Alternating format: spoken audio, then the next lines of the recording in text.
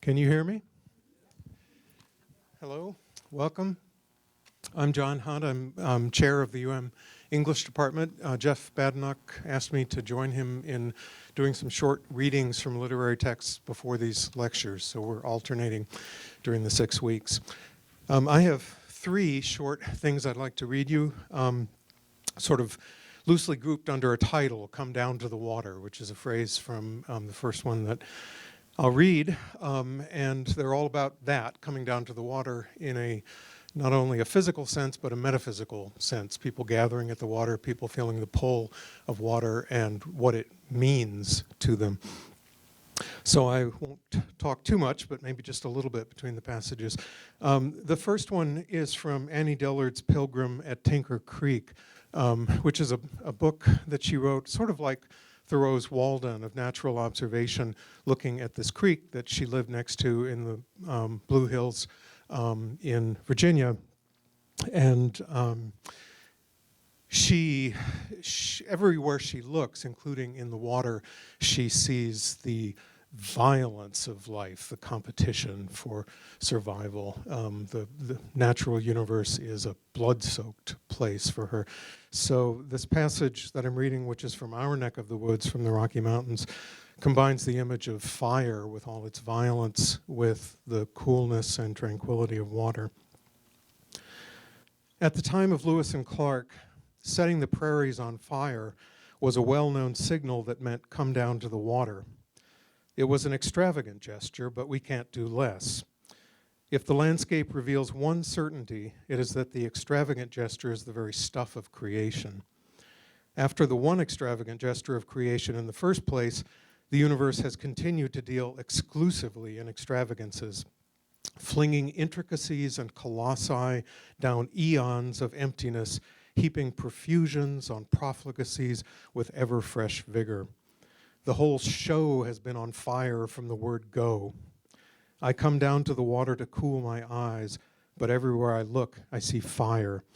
That which isn't flint is tinder, and the whole world sparks and flames.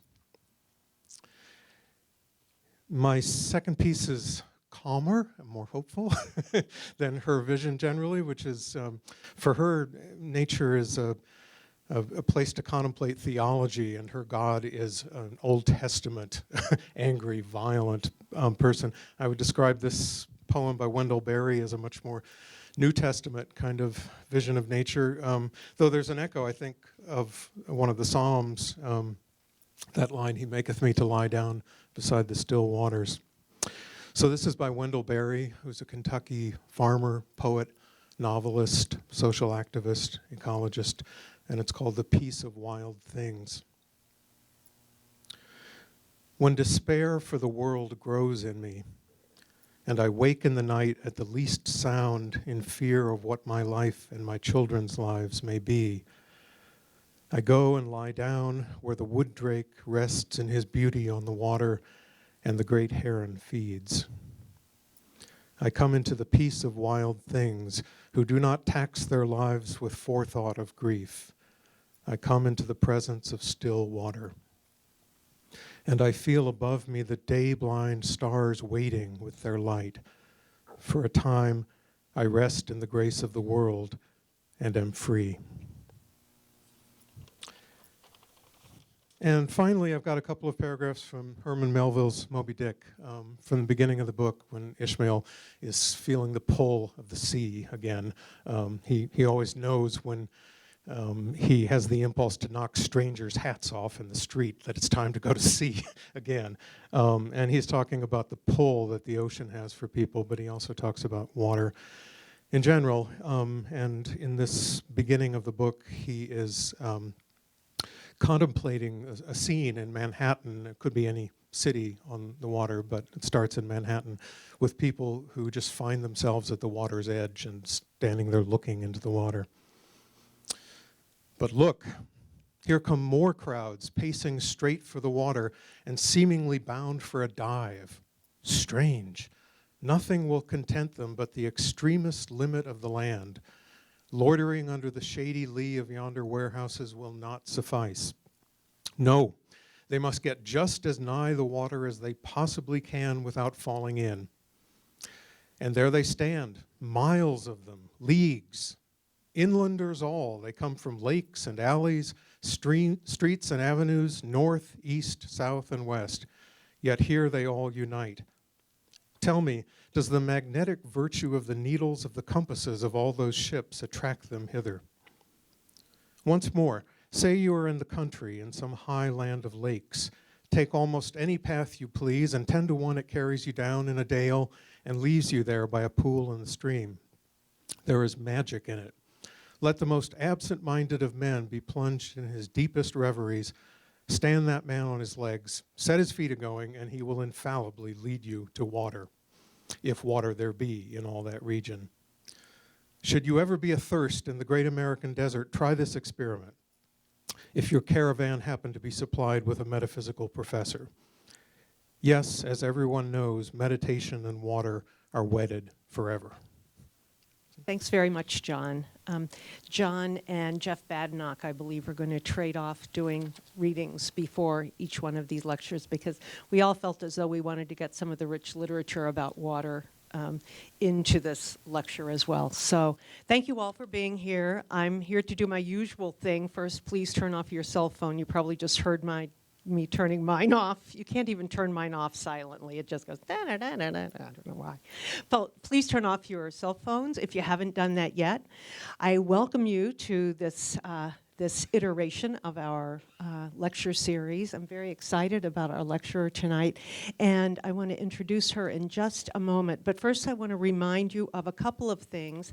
That is that MCAT is taping the series, and we'll be able to let you know by the end of the series, and it will also be published on the Alumni website, the schedule for broadcast of these series. As I've said before, sometimes on a Saturday night, because I don't have too much of a life, I'm just flicking my remote, and I run into some colleague, and there he is. He's just giving a lecture. She's giving a lecture. It's really quite great. So I think they usually come up on Saturday nights, so you'll be able to watch them again if you should happen to miss one of these.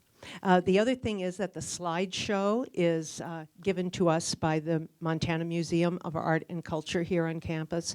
And also there's some art having to do with waters over at the library and also in the president's office until March 25th, I believe. So do drop in there and give it a look. And we thank the people at the Montana for that. I don't know whether Barb is here or Brian here, either one of them. In any case, so we thank them for their contribution to this series.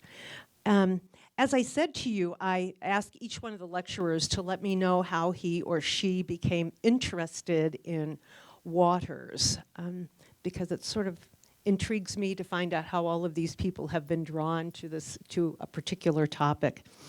And Rosalyn was kind enough to respond, and she lets me know that she's from Montana, both sides of her family. She says that her father's family arrived in the 1850s, and her mother's family has been here since, I guess, the land bridge across the Bering Straits. She says that's really a joke, but I don't know how much of a joke. But in any case, that gives you an idea that they've been around for a long time. I grew up next to Willow Creek, she says, on the Blackfoot Reservation in my grandparents' house. I grew up hearing rich stories of supernatural beings who live in and underwater in the lakes and rivers of north central Montana. Respect, prayer, and offerings were always given to the Soyiitapi, the underwater people who lived in the rivers and lakes. They were viewed as just as real as humans. And then she says, I'm not sure if I developed an interest or if the respect or fear was just always there. but it sounds as though this is an old-time subject for Rosalyn. I'm really excited to hear Rosalyn lecture tonight. Again, she's one of those people whom I see on campus a lot, but we never run into each other in this kind of situation or this kind of venue. And I was reading actually a little bit about Rosalyn, and it strikes me that she's really the Renaissance woman. She was trained in physics as an undergraduate, I believe, and then liberal studies as well. So she's had a science training and a humanities training.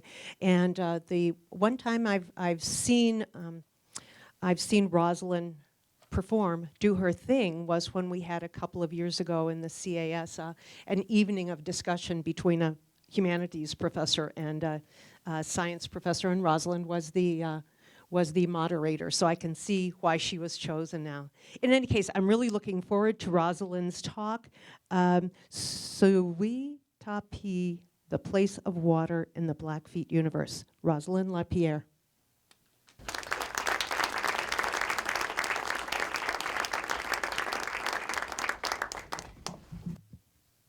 So, good evening. My name's Rosalyn. And hopefully we have everything going here. Oh, hey. Okay. All this modern technology, I'm not used to it. So tonight I'm going to give a talk about the place of water in the Blackfeet universe. And I'm going to cover a lot of different things kind of leading up to that point. Including talking a little bit about my family and talking a little bit about religion.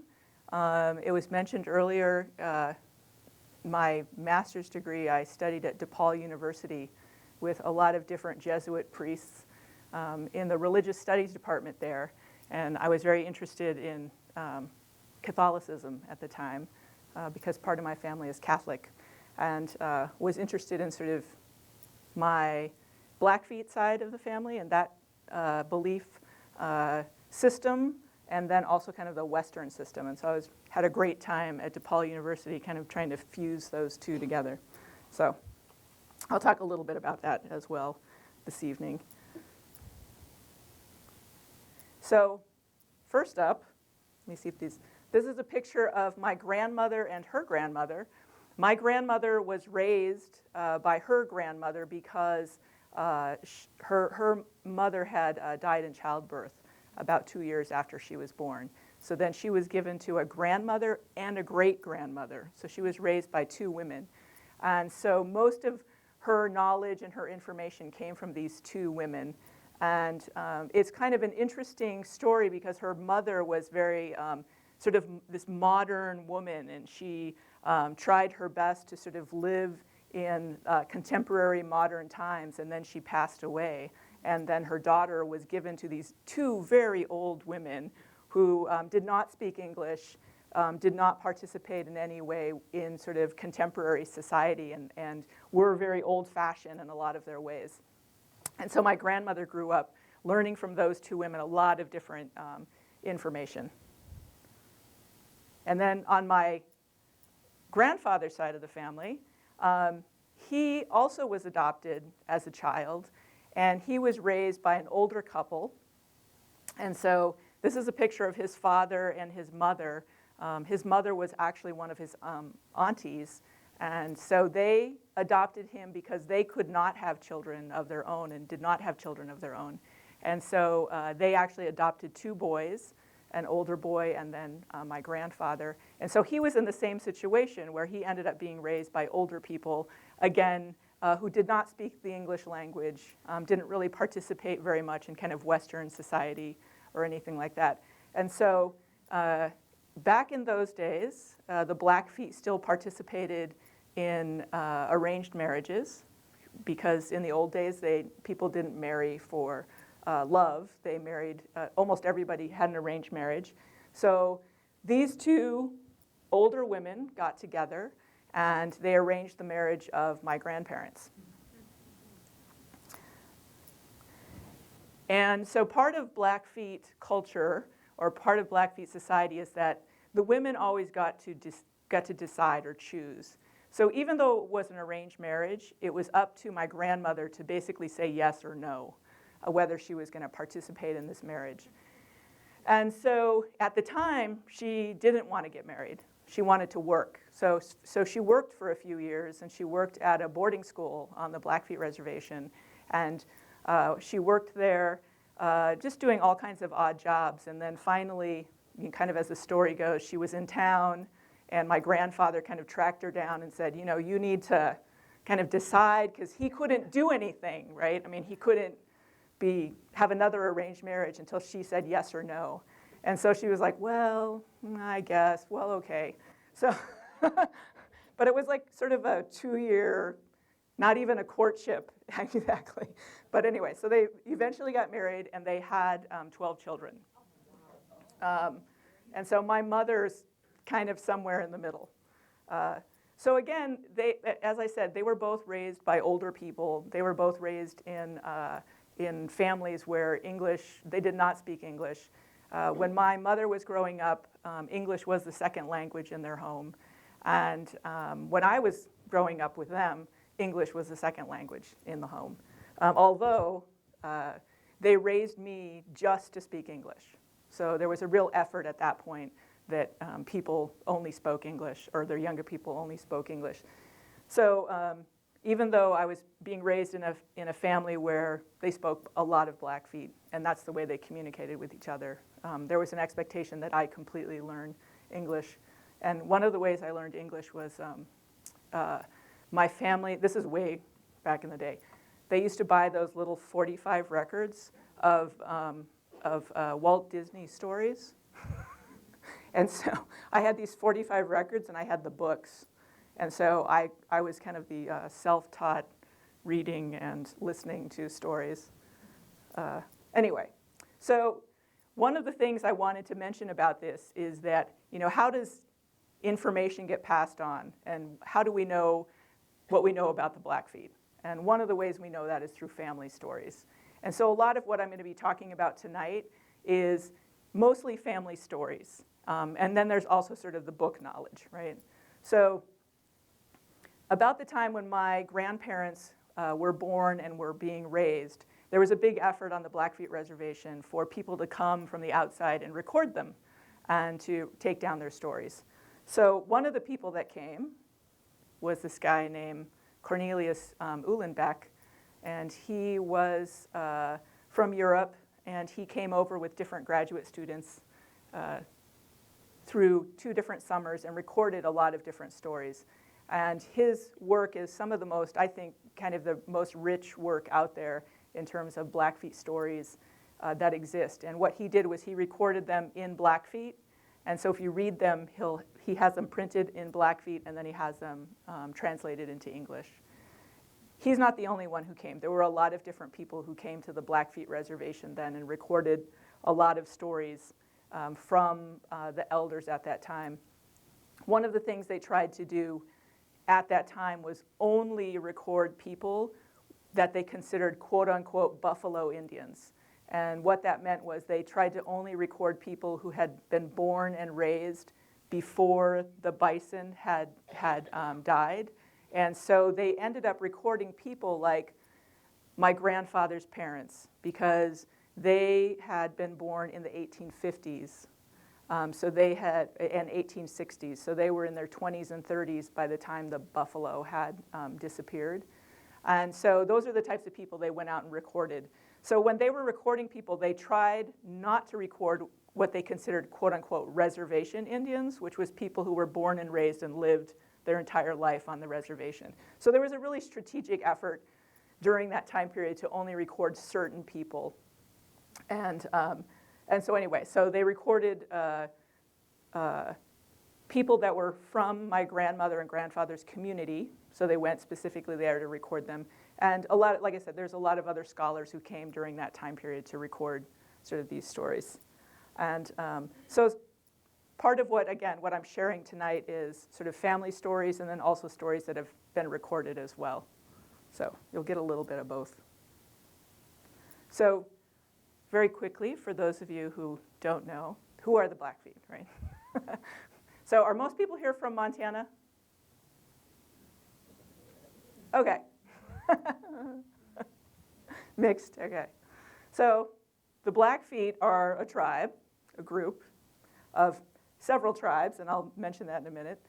So the Blackfeet live and have lived for a very long time in the northern part of the northern Great Plains. And so let's see if I can do this. Wait, which was, oh, here we go. Okay, so the Blackfeet live, or used to live, north of the Yellowstone. So there's the Yellowstone, right? All the way up to the Saskatchewan. So the Blackfeet originally lived in this whole territory here of what is now Alberta, Saskatchewan, and Montana. And basically sort of this half of the northern half of the northern Great Plains. And it's kind of interesting because there's kind of there's a reason why that is, and part of it is ecological. So really briefly, the archaeologists, for the most part, although they argue, there's probably an archaeologist in the crowd right now, they say that there's been human existence, right, on the northern Great Plains, maybe for the last 20,000 years. Some people will say 12,000, 14,000, 25,000. There's some people who say 40,000. But sort of in the mid-range is where most people sort of claim that there's been human existence, human habitation on the northern Great Plains. What archaeologists also claim is that the people that are now the Blackfeet, they can trace them kind of a direct lineage back to about 2,000 years. After 2,000 years, it gets a little iffy as to who exactly, who is who, right? They know there have been people there. They can trace that there have been people there, but are they the same people that have been there? So in terms of sameness, most scholars, most archaeologists would argue that it's been the same people for the last 2,000 years that have been living in this particular area. And since about the early 1800s, for the most part, we can say that there have been 5 different groups. This last group here, that's on the bottom, was in a war in 1846 with another tribe, not with the United States government, with another tribe. And for the most part most of them were killed during that war. And the ones that were not then moved in with the other groups. So historically, since about 1850, there have been these other 4 groups that continue to exist to today. So the other 4 groups that now constitute what people consider kind of the Blackfoot Confederacy, one is the Blackfeet that live here in the United States, and then the 3 other groups are in Canada, and they all have reserves in Canada. So there are 4 separate sort of reserves or reservations that these 4 groups now currently live on. The majority of the research, as I mentioned earlier, that's ever been done on any of these groups, almost all of it's been done in the state of Montana, and almost all of it's been done with the Amskapi Pukuni, or the Southern Pagan, that are now considered the Blackfeet. So almost all the research, any scholar that is going to do studies on this, if they want to do a study on one of the tribes in Canada, they almost always have to use the research that's been done in Montana, because that's where everybody came and did research. So again, if you remember the map from a moment ago, the Northern Great Plains is kind of a really unique place. It is a very arid and semi-arid place. There's hardly any trees. It's, you can kind of tell from the photo. It's what you consider sort of the rolling plains or the Great Plains of North America. Since the Blackfeet have lived in that place for so long, they've developed sort of a unique culture based on that particular place. And part of what I'll continue to talk about this evening is sort of they developed a sort of unique relationship with water because of the relationship to place. And part of what they had to do, because they were in such an arid place in North America, is one, they always had to live near water. It was extremely rare when they were not near water. I think in some ways there was kind of a stereotype that native people on the plains living on teepees or out, on the prairie, that was rarely the case. They were never out on the prairie. They were always near a river, always near a large creek, usually almost always in a sheltered area. So there would be a high bluff. They would be at the bottom of the bluff next to the river. So it was extremely rare when they were ever actually out on the prairies or on the, out in the plains areas. The other thing that they did, and this is something that archaeologists in Canada mostly have been researching, is archaeologists believe that one of the things that they did was they altered their landscape a lot. And so they either altered their landscape with fire or in other ways. And one of the things that a group of archaeologists at the University of Calgary is figuring out is that along these large rivers and tributaries that the Blackfeet created what they called parklands.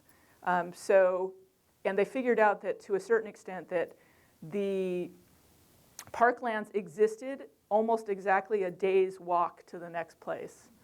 So they would create a space where there was a lot of cottonwood trees, a lot of berry bushes, a lot of the plants that they needed for their daily existence.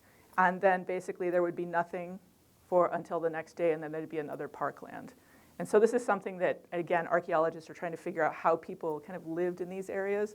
And what they're realizing is that the Blackfeet over generations had created a lot of these spaces so that when they did move about, because they were nomadic, that they went to a place that already had all the resources that they needed would be there.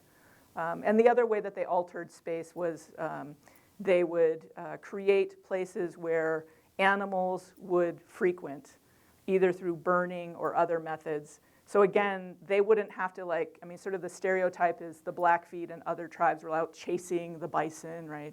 Looking for the bison. And in fact, they created spaces so the bison came to them, right? So they don't have to go chase anything. They can create it. So anyway, so that's sort of a lot of the research that's being done now, mostly in Canada, trying to look at how did people use this vast area. It's so arid, it's so dry, and how did they survive for thousands and thousands of years using this space? And so those are some of the things they're kind of uncovering. So that's kind of the utilitarian idea. So what did they think about this, right? So very briefly, I'm going to sort of talk a little bit about sort of what is, sometimes I like to use the word religion, sometimes I don't. Tonight I'll kind of use it. So I also use belief systems. So what most religious scholars think about belief systems or religious systems is that it kind of boils down to four things. So no matter what culture in the world, it kind of has these four elements within their religious systems or their belief systems. One is they have a unique worldview, right? That's how they figure out, that's how they decide the way the universe works, what parts of the universe exist out there. Two is how they act upon that. So what kinds of ceremonies and rituals do they create, based on their worldview? The third thing is let me grab some water, is that they look at what kinds of sort of institutions have been created. A lot of different groups have either churches or some sort of structures or different religious societies that exist, but most religious groups somehow create some sort of structure around their belief system. And then the last thing is most religious groups also have some sort of ethics or rules, what's right, what's wrong, how should we behave in this society, and it's sort of based on their own kind of worldview, religious belief. And the Blackfeet also have all four of these things as well. Tonight, though, I'm really only focusing on the first. I'm just looking at and going to talk about worldview and not really talk about all of the others. So I'm not going to be talking about rituals or ceremonies or the structures that they had, priesthood, because they did have a priesthood system, or even really what the ethics or the rules that they had. So, and then just briefly to give you an idea, because for the most part, in modern Western society, either people are Christian or they have some sort of Christian upbringing. So people come with those sort of systems of belief. And so for the most part, the Blackfeet are very different and have a very different belief system than Christianity. There is no belief in an all-powerful God. There's not a belief in an all-powerful anything. There's not a belief that there's anything that's all evil or all good. And in fact, the belief system is that most beings have both, that you're both good and evil. And even if you're a really good person, you're part evil. There's not the belief in the concept of grace, which I hope most of you know what that means because I'm not going to talk about it, or in the concept of sin, right? So those kinds of concepts don't exist at all within Blackfeet society.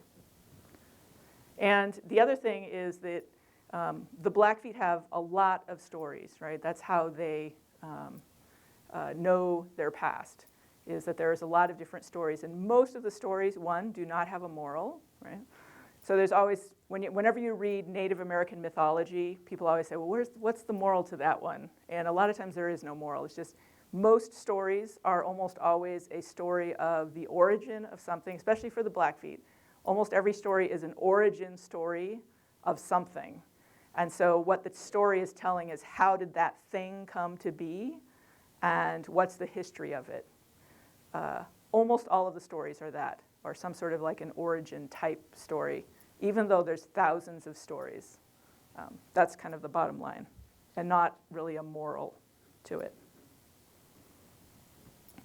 So one of the things that always gets asked is, what is the creation story of the Blackfeet?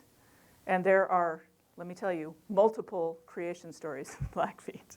So the Blackfeet, because there's a lot of different groups, there are some commonalities and there are some common stories. But for the most part, there are multiple stories of origin and multiple stories of a belief of how the world came to be the way it is. But I'll cut to the chase. So one kind of overarching myth is that when the world began, there were two kind of elements. One was the sky world and one was the water world. And the earth did not exist. And there were primordial kind of immortal beings that existed. And one of those beings was a guy or a human, half immortal person named Napi. And in one of the major creation myths, Napi is just kind of hanging out. He's always curious, and he's curious as to what else exists besides the sky world and the water world. And so he sets out to have specific creatures help him look for what else is out there. And so as the story goes, he asks one creature and then another creature and another creature, and he ends up finally asking the muskrat to go and kind of discover what else is out there. And the muskrat dives down under the water and is gone for a really, really long time. And he finally comes back up, and he's got this little paw full of dirt, of mud. And so Napi takes the mud, and he forms it, he blows on it, and he puts it out to the water, and he drops it down. And then out of that grows the earth. And after that happens, then there are multiple stories as to how animals came to be, how plants came to be, how mountains came to be, how lakes came to be. So then there's sort of this long series then of other stories of the origin of what happens next. So what comes out of this is sort of the basic belief system that the Blackfeet have. So the Blackfeet worldview is that there are three separate worlds that they call, and this is their words, they call the above world, which is sort of anything in the sky, the below world, which is earth and anything on the earth, and the water world, anything that lives within the water. And within all of these, and I'm just going to kind of go over briefly kind of the above world and the below world, and then talk a little bit more about the water world. So within all of these, there are supernatural entities and natural entities. So there are, within the sky world, there are people, right? There are people in the sky world. There are animals. There are plants. There are monsters. There are supernatural beings. There are stars that are actually people. There are constellations that are people. So anything in the above world is kind of this rich territory that is almost like a parallel existence to what's on Earth and a parallel existence to what's in the water. So you're going to find the same types, although not the exact same people, the same types of sort of supernatural entities in each place. And all of these have, again, stories about them, histories about them, and you can find within Blackfeet history and stories just about anything about any of these people that exist. And the same with the below world. So on Earth, we have the same sorts of things. We have both supernatural and natural. We have supernatural entities. We've got plants and animals that are specifically only on Earth. And we have monsters. The only difference between all of these three worlds is that humans only live on Earth, right?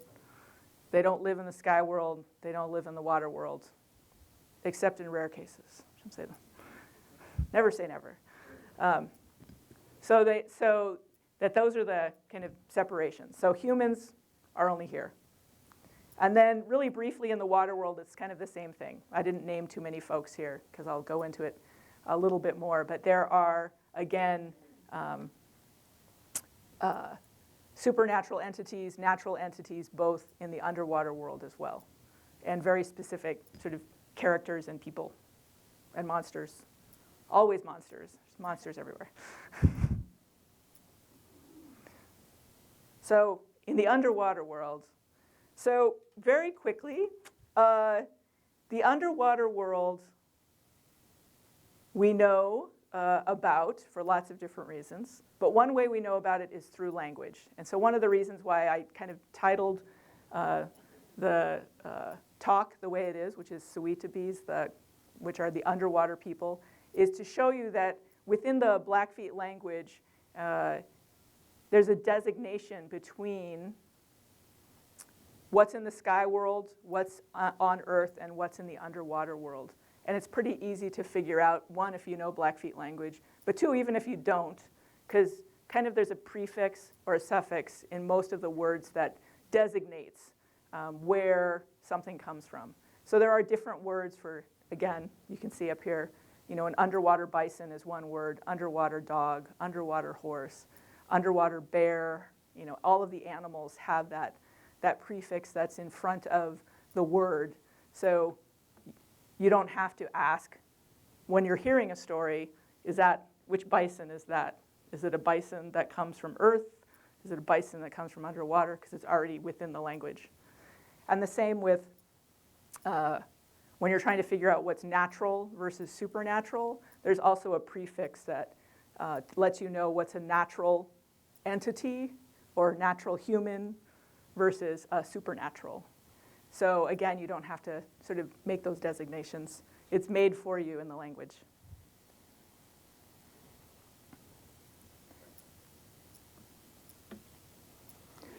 So over time, what has occurred in Blackfeet history is that there's been relationships that have been formed between all of the different entities that exist underwater with themselves and other entities underwater. Sometimes there's been relationships that have been formed between underwater entities and folks in the sky world. And there's also relationships that have been formed between underwater entities and folks on Earth. And again, there's stories about sort of their origins and their existence and how these relationships have been formed.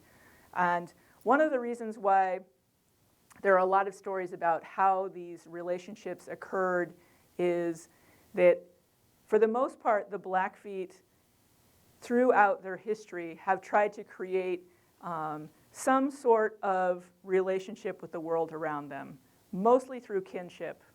So they try to have a relationship where an animal is their relative, or a plant is their relative, or something from the other world is related to them, so that they have that sort of connection to all three worlds. And it's not just sort of humans living alone by themselves, but when they need assistance or they need help, they can call on a relative, whether that relative is living in another existence or another realm. So, I guess the other thing I wanted to add here, they also, so in the underwater world, one of the things that occurs a lot, actually, I shouldn't say it, in all three realms this happens, people can change, right? Humans can change form, animals can change form, plants can change form, and a lot of times they do that temporarily. Most cases they're doing it temporarily when they're going from one realm to another. Sometimes they change permanently. One of the things I'll tell you about in a little bit is some of the things that change permanently and go from one realm to another realm. But going from world to world is possible, but it's not something that's done matter-of-factly. So humans can't jump from one realm to another. Supernaturals can jump from one realm to another, but not humans. And so humans always need assistance. So one of the things that humans have to do is, if they want assistance in working with other worlds, whether it's the sky world or whether it's the earth or whether it's the underwater world, is they need to ask for assistance. So one of the things that they do, the way they do that is what's considered quote unquote prayer, right? And the other is just plain out asking. Unlike the way we think of in Christianity, when you ask for help, you get help. For the most part, in Blackfeet belief systems, when you ask for help, doesn't mean you're going to get help. It's just, you hope you're going to get help. So there's sort of a hope is there that you're going to get assistance when you ask for assistance, but it doesn't mean it's actually going to happen. So one of the things that's unique about the Earth is that, and unique in Blackfeet belief system, is that anything that the Blackfeet use and that is important to them almost always came from another world. It almost always came from the sky world, or it came from the water world. Sometimes it came from Earth. But it almost always starts out as a supernatural that then gets transformed into the natural world that now humans can use and humans can benefit from. And so there are a lot of different origin stories that talk about how specific, again, different species of animals, plants, useful objects, sometimes humans, come from another realm and come to Earth so that now they're useful. A lot of those things actually came from the water world. And so three that I was going to mention tonight are the bison. The bison have been around for thousands and thousands of years before humans existed on the northern Great Plains. Tobacco, which most archaeologists claim that tobacco has been on the northern Great Plains for about, they think, the last 5,000 years. And tobacco, as you know, is indigenous to North America, came originally from South America, is one pocket of where tobacco's from. There's another pocket of where California is now, where tobacco is native to that region. The tobacco that was used by the Blackfeet, archaeologists believe originally came from what is now California, and that it moved up the coast, and then it moved over the Rocky Mountains, somewhere up way, way north of what is now Alberta, Canada, and then moved its way back down. And they think that happened again between 5,000 and 6,000 years ago. 6,000 was kind of over here, 5,000 was kind of over here, moved its way down. But tobacco is a domesticated species that can only be cultivated and farmed. So there is one species that grows wild, but the Blackfeet never used the wild species. They only used the domesticated species. And then the third thing was horses. And it's kind of interesting that the story around horses is very similar to the story around bison. because horses, as you know, are from North America, and they were here before humans were here. But depending on when you think humans were here, they might have been here the same time humans were here. And then they left, and then they came back with the Spanish at least on the northern Great Plains around 1700. So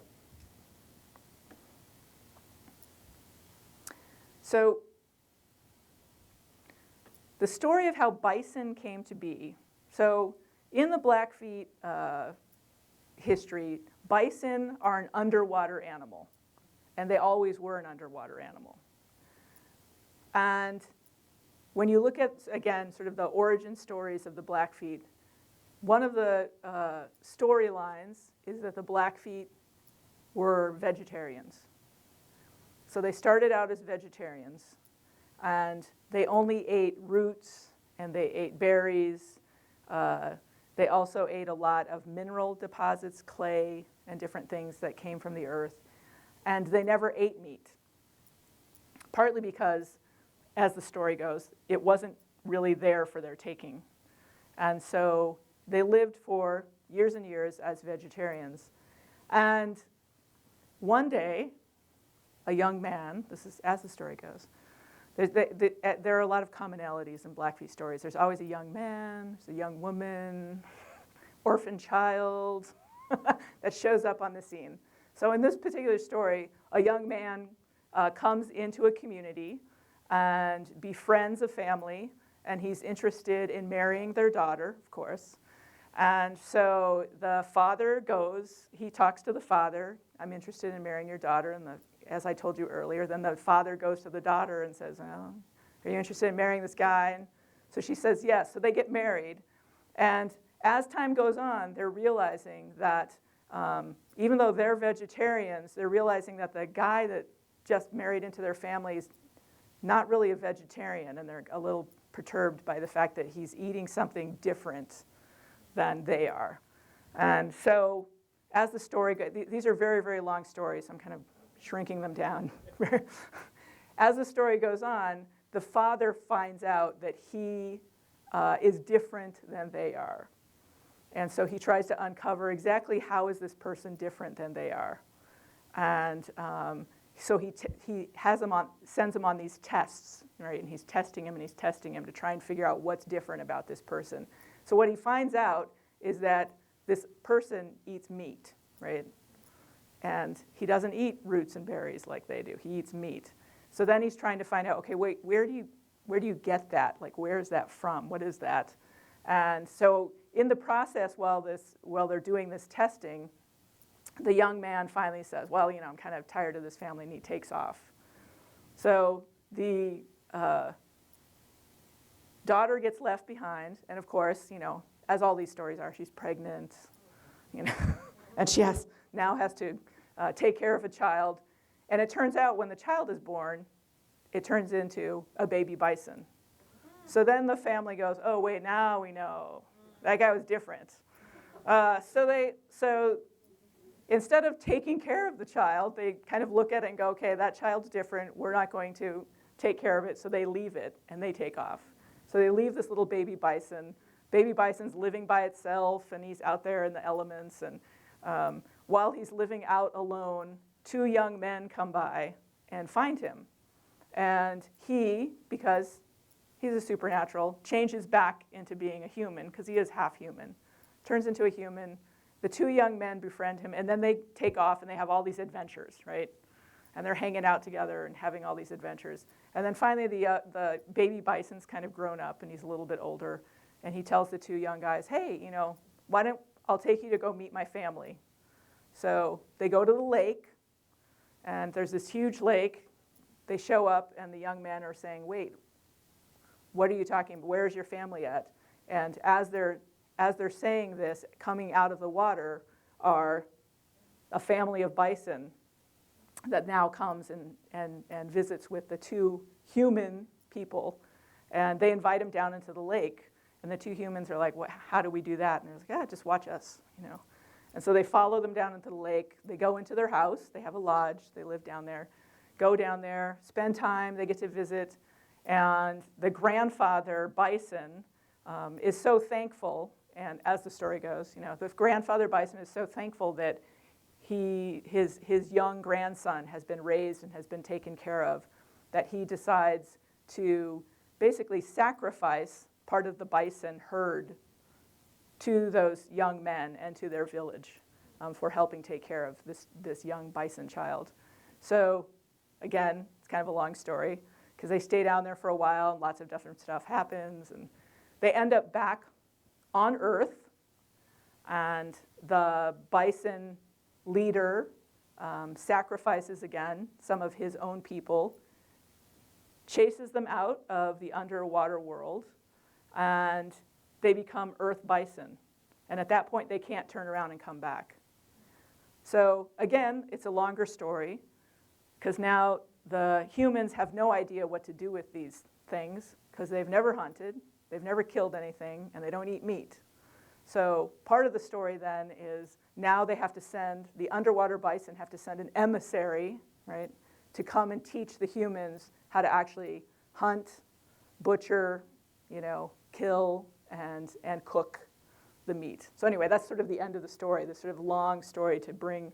But it's a very similar story to, I'm just going to jump forward here, to horses. So it's kind of interesting that with that one story, people can trace it back a very, very long time, partly because of the way the elements within the story. So sometimes scholars can try and figure out, right, how old an actual oral history is or how old a story is. The story of the bison is a very, very old story. But some of the same elements are in the story with the horse. So even though the horse, we know, right, because it was really introduced in about 1720s, maybe 1730s. There's an actual date you can kind of put on when horses show up in Blackfeet country. But the Blackfeet kind of redeveloped a new story about where the horse came from. And it's very, very similar to the bison story. So it's almost the same story in the sense of there's a young man, goes out, befriends somebody that turns out to be from the horse family that lives underwater. And he gets invited down, he goes underwater, and the same sort of thing happens where he then, the horse people who live underwater befriend him and give him the gift of horses. And so when he leaves, he takes with them part of the horse herd, not all of them, part of the horse herd, and he takes them back to the Blackfeet, and then they start using horses. And those two stories are similar in that sense, and there's still a similar belief when these were first told and recorded, and then of course when I heard them later, much later in life, that the Blackfeet still believe there still are bison that live underwater, and there still are horses that live underwater. And there are still very specific places on the landscape where these stories happened, and that there are, within these underwater worlds, like connections between places. There are stories about, for example, there are lakes along the Rocky Mountain front where there are stories of both animals and people who travel underneath the lake from, say, Flathead Lake to underneath the Rockies to the lakes on the other side. Because that's sort of the way people travel. And the story with, backing up, the story with tobacco is a little bit of a different story, but it's also an underwater story. Tobacco is a plant, again, that's a domesticated species, that the Blackfeet got from beavers. And although we today consider beavers kind of a mammal and what we'd probably consider an earth animal, the Blackfeet consider beavers an underwater animal. And the beavers are the ones that introduced the Blackfeet to tobacco, taught them how to use it, taught them how to farm, taught them how to cultivate it, and gave it to the Blackfeet one winter. And ever since then, the Blackfeet started cultivating tobacco on Earth. So that, again, there's still tobacco that is considered underwater tobacco, and there's tobacco now that's considered part of the Earth realm. And it's something that then, in addition to the beavers teaching them how to actually farm and use it, they also taught them a lot of ritual that went along with that. So in terms of the Blackfeet having this different view about water and earth and sky, you always see these same types of stories and these same types of history about how the world kind of relates to each other and interacts with each other. And there's also specific places where a lot of these stories occur. So they can go back and say, this is the place where, you know, we found out about tobacco and where tobacco was given to us from the beavers, and that now we cultivate it and use it. And for the most part, the Blackfeet actually grew tobacco until maybe the mid-1800s, when trade tobacco was introduced. And trade tobacco has a much higher nicotine content, much, much higher nicotine content. And so people started using that instead of the grown tobacco that they had always used.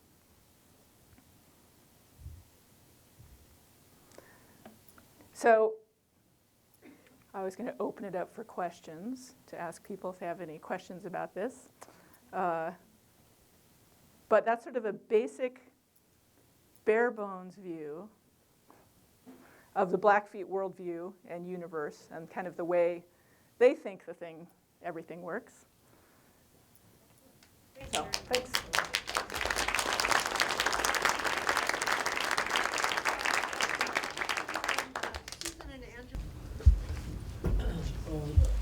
Wondering about the art.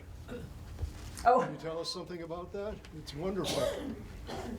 so I wanted to try and find something otherworldly for the art. Most of the art, and I think almost all of this art is from a guy named Norval Morrisseau, and he's a Canadian Ojibwe artist. And he specifically does his artwork so that it reflects, because the Ojibwe have very similar views to the Blackfeet in terms of multiple worlds. And he tries to draw things where he is looking at other worlds.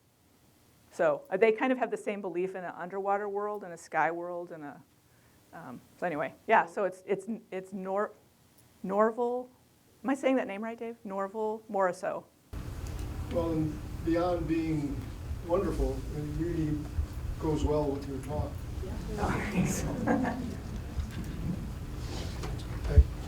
I really had exactly the same question. I was wondering about the art. It's so wonderful. And I guess I had one other connected question. Are there traditions of telling these stories through art as through verbal stories? Or is this a recent, it's one man's efforts to represent visually things that have been told? For the Ojibwe, for the Ojibwe, yes, there's been a tradition where they drew this type of artwork, and they used to draw, at least for the Ojibwe, they drew it on birch bark. So they found, and they would do like scrolls, you know, and they used to have this kind of, you know, artwork where they were showing kind of the spirit world and then human world. And so they had a lot of artwork where they kind of had this dual representation. The Blackfeet did not have that, for the most part. There are places where the Blackfeet did a lot of what we'd consider like rock art, right? And they did, in those places, they did have artwork where they drew a lot of things where they were showing sort of the spirit world and supernatural world. But not the same way as the Ojibwe. This is a very, very unique art form.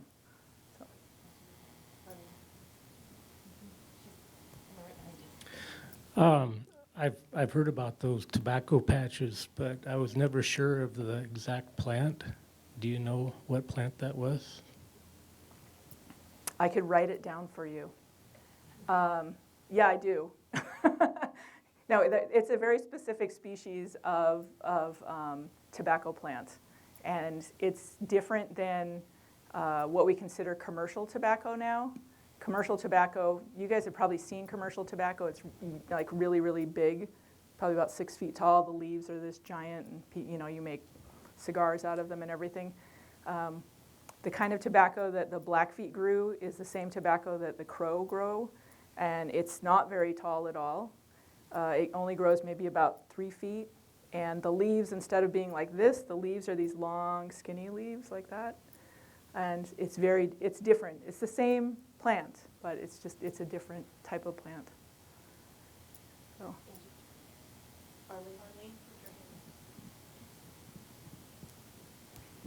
I just was curious about what kind of things you will ask for help for. In other words, do you ask the water world for some particular things and the sky world for something else, or is it sort of neutral?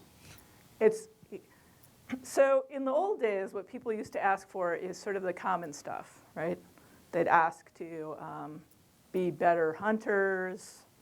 They'd ask to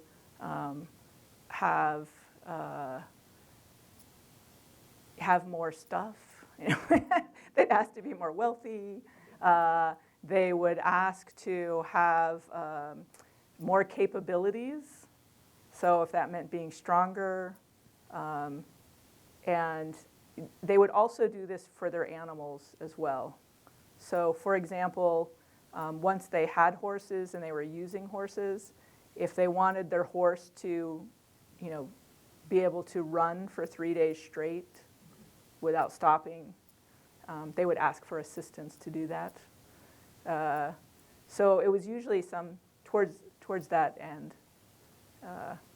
They didn't always get assistance, like I said, but a lot of times they did.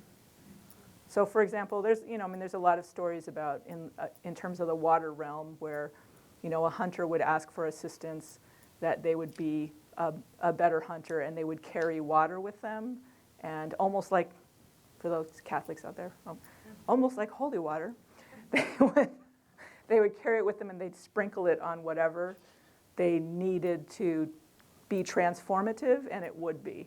So for example, if they wanted to improve their hunting skill, if they asked for assistance and they got it, what they would do is they would cover their arrowhead with water,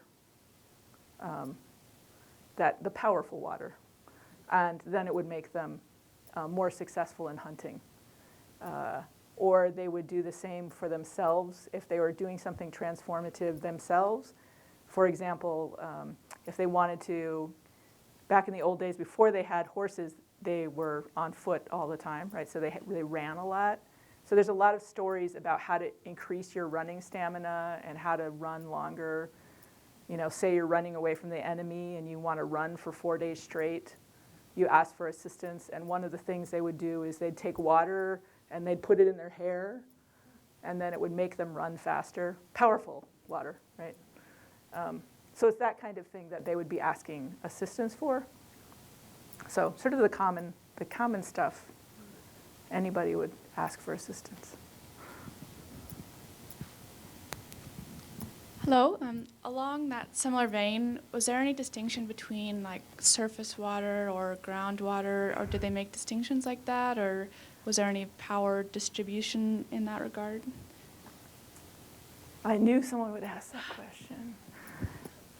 So a little bit. Okay, so the sky world had control over the creation of rain and snow.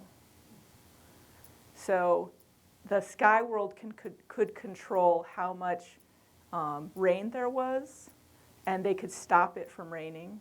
And the sky world could, if it wanted to, because the sun is in the sky world, could dry up all the surface water. And there are several stories where a human asked for assistance, a human got upset with other humans, went to the sky world, asked the sun to dry up all the water, surface water, and the sun said, okay, and did it, right? In that particular story, the dogs went out, and they were suffering as well from kind of heat exposure and not having enough water. So the dogs went back to the sun and said, hey, it's okay if you mess with those humans, but what about us? You got to give us some water. And then the sun goes, oh yeah, okay. And then kind of reversed order and gave them water all over again. So there's kind of but in terms of rain, that's something that's completely controlled by the sky world and snow. So like yesterday, if it's snowing too much, you could ask, in that case, you'd have to go to the sky world. You can't go to the water world. You go to the sky world and you'd ask, can you please make it stop snowing? I'm kind of like, and if assistance was given, the snow would stop. And there were certain people who were known, certain humans known to have those types of powers where they had a very strong connection with the supernatural world, where they could control weather at whim, at their own whim. But that was something that the sky world did, and not the water world. The water world, I think I had it on my, I think I had it on my list. One of the major natural phenomena that comes from the water world is the wind. So the Blackfeet, the Blackfeet believe that wind comes from underwater. So it's not an earth phenomena, it's an underwater phenomena that comes out from under the water and then blows across the land. So if it were too windy and you wanted to stop the wind, then you'd have to go to the water world and ask assistance to stop the wind from blowing. But for those of us who are from the other side of the mountains, it doesn't happen that much. Wondered if you ran across in your research about the Blackfoot building boats or using boats to cross large bodies of water. Not large bodies of water. They made rafts, and they made kind of like the Mandan Hidatsa. Sometimes they made those kind of buffalo, bull boats. But usually all they're doing, they're not going across lakes, because this is the northern Great Plains. The biggest thing they're going across is maybe the Missouri River, because there's no water for really them to. And even, the biggest, that one big lake that's up in Canada, the Pukokee Lake, that's like this deep. It's big, but it's not very deep. So.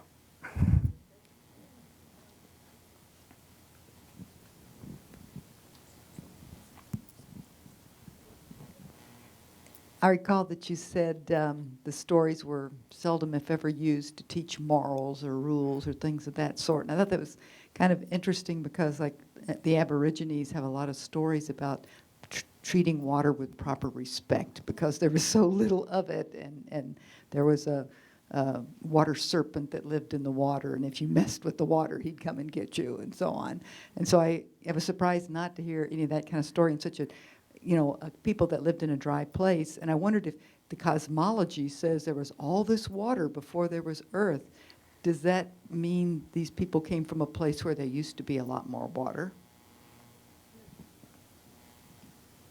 So two things. One, there are some stories that have a moral, and most of those stories have to do with a supernatural named Napi.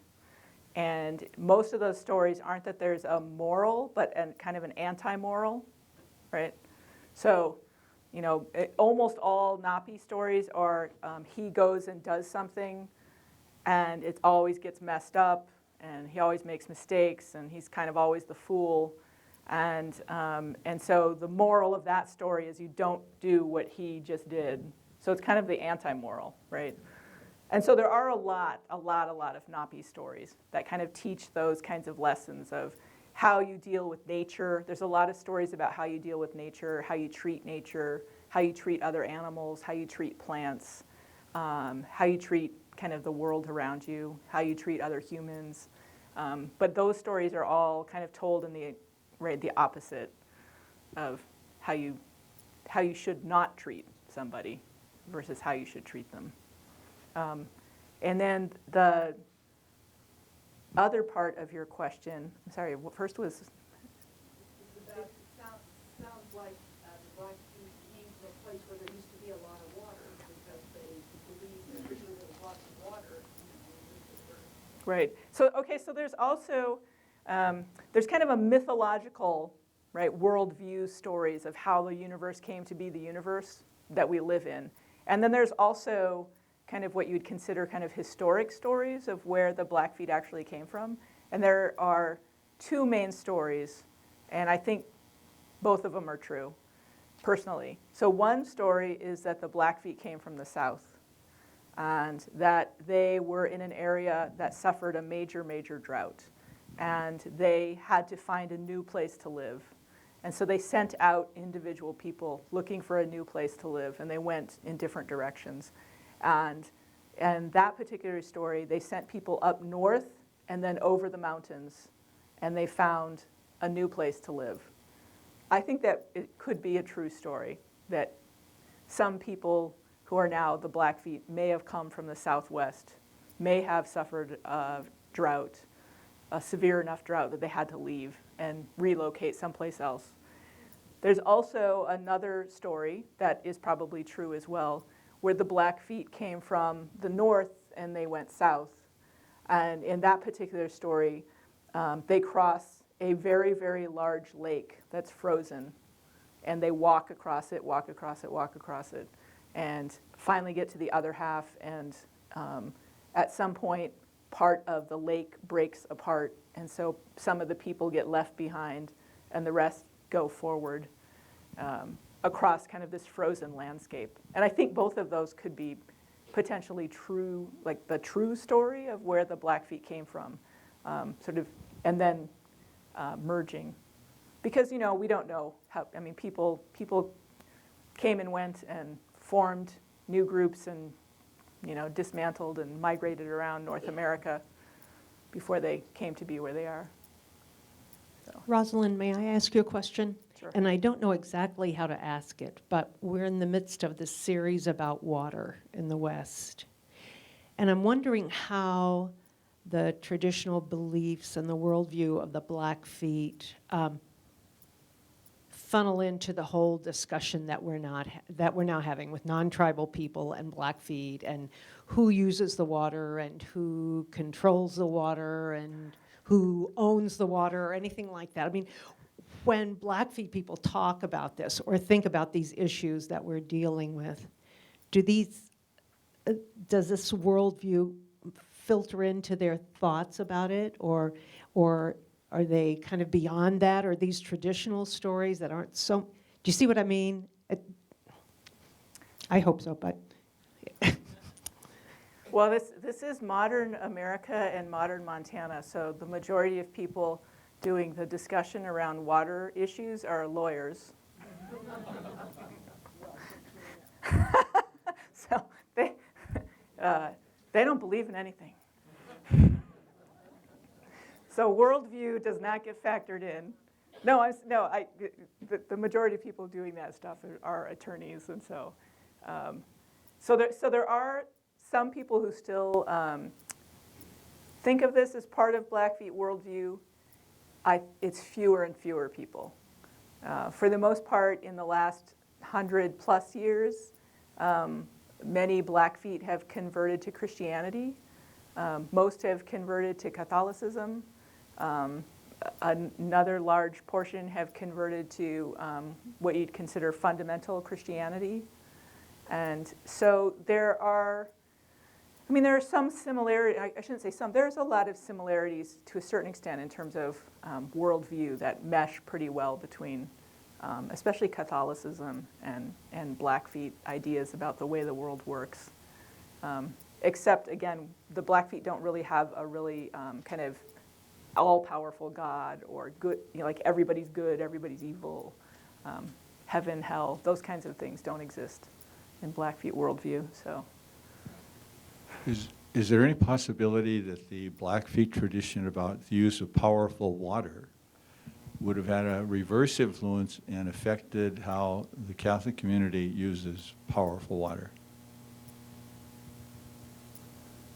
For example, blessing and the things you described. I'll let Anne answer that question. No.